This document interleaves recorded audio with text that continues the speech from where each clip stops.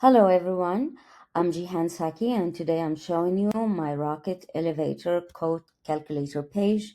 This project is part of the full stack development course at CodeBox and it uses HTML for structuring, JavaScript to handle the interactive calculation, and CSS for styling. So here we have our main web page, the code web page, and I kept the header and the footer as the main index page. And as you can see, it all linked to the appropriately. The first thing you will see here is an introductory section. This introductory section is to make it stand out and to guide the user through the process. Then the first thing the client will see is select a building type. Nothing is showing before a selection is made, so we have a hiding function. However, I want to first inspect and show you the console. I removed all the sensitive one, and you can mainly just see that the DOM was fully loaded. So once we select the building type, for example, we are selecting residential, nothing is showing until we put the inputs. So we will start by doing some testing and putting some input here for residential. So let's say we have a 300 apartment and the numbers of floors 25. Still nothing shows until the client is choosing the quality. Once it chooses quality, the output and the final cost is automatically calculated. And the moment you change the quality, it's dynamically updating. And let's test the commercial. And for the commercial, let's say we have a 15 floor with a maximum capacity of 250, and the same thing. There you go, it's changed. The one other thing is that the numbers do not go below 0, and the client cannot put a negative value. As you can see, an alert has popped up that the numbers have to be valid. Okay, so now we're in the code and I'll go through the HTML. Here, the first important thing in the head, I linked the CSS. This is an important part because I can style the input field in the read only, and that's how the forums gets its looks. The next thing is we have the main container where we have the introductory section and row and simply contain instructions so the user understands how to use the form. Then we have the selecting building type and the input field in the drop down. This drop down has the ID's building type, so the JavaScript can detect which building type is chosen and how and show or hide the correct fields. Notice how each input has a unique ID like apartment input, floor input. That's important for hooking them up to the logic in the JavaScript. And same thing for the radio button and the output field as well. I need the output field as a read-only input fields, and they have also their distinct ID. At the bottom of the page, I linked my JavaScript. So this line here, which loads our custom script that performs all the calculation and the DOM manipulation once the page is ready. Now we're going to look into the JavaScript, and this JavaScript code calculate the numbers of elevator needed for different types of buildings along with their associated costs. This code is designed to handle residential, commercial, and industrial building, and it dynamically updates the output based on the users.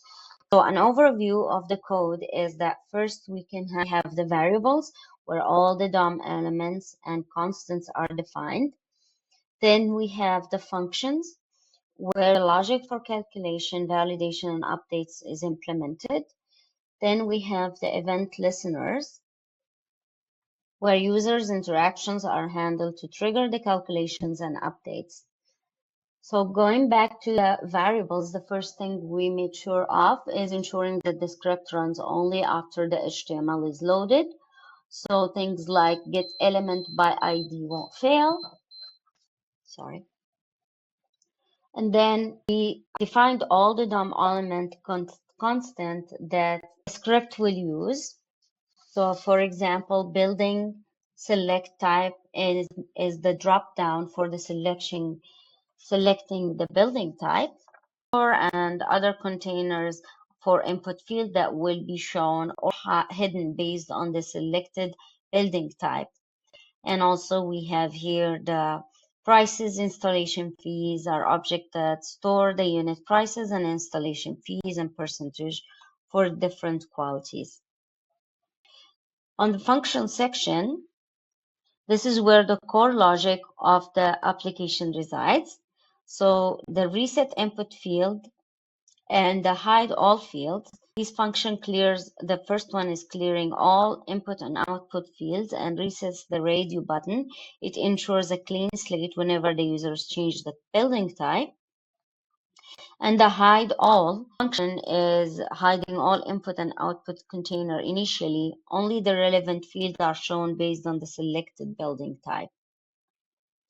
The update output field, this function calculates and update the output fields, for example, the total cost and installation fees based on the numbers of elevators needed and the selected quality tier. The validating input, this function ensures the users cannot enter a negative value in the input fields and listen for keyboard's event and clear invalid inputs. Now here in the calculation, we have to calculate the residential, commercial, and industrial. These functions calculate the numbers of elevator needed for each selection, and each building type has its unique formula. And calculate and update. So each one has its unique formula. So for example, let's say, suppose the user selects residential as the building type. They enter 60 apartment and 10 floors. The script calculate 1 floor is needed since 60 apartment divided by 10 floors equals 6 apartment per floor, and 6 divided by 6 is 1 elevator. And then we go into more calculations. Like if the user select premium quality, then the unit price is 12,000 and the installation fees is 15%, and the total cost will be calculated, and as we did in the examples earlier, it will give you the total fee at the end. In here in calculate and update, this is the main function that ties everything together, and it determines the building type, calls the appropriate calculation function, and update the output fields. And next we can move to the event listener. So event listener this is where the user interact are handled. The drop down change when the user selects a building type. From the drop down change, event listener triggers input and then shows only the relevant field for the selected building type.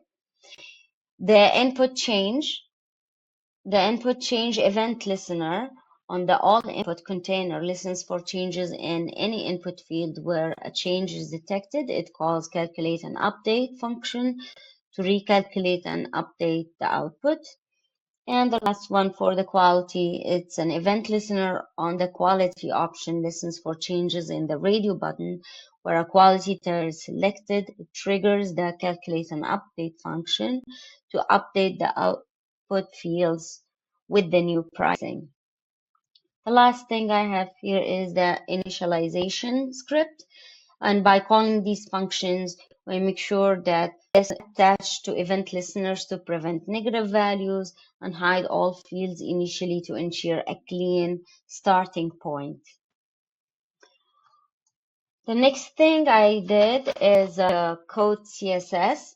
And here I just added simple one to style the input and output field. I want them to look clean, consistent. So I set a fixed width and I added some padding and border around, and also the introductory section, it made it stand out and guide users through the process. I added padding, border, and a subtle shadow to give it a polished look, and a blue heading that links that matches to the overall theme of the Rocket elevator.